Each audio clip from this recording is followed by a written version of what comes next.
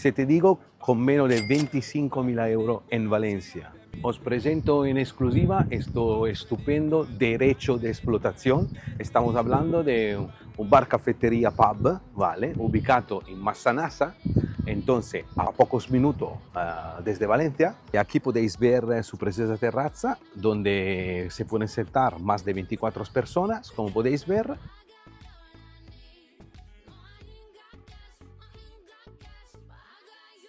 Como decía, tenemos un aforo interior hasta 44 personas.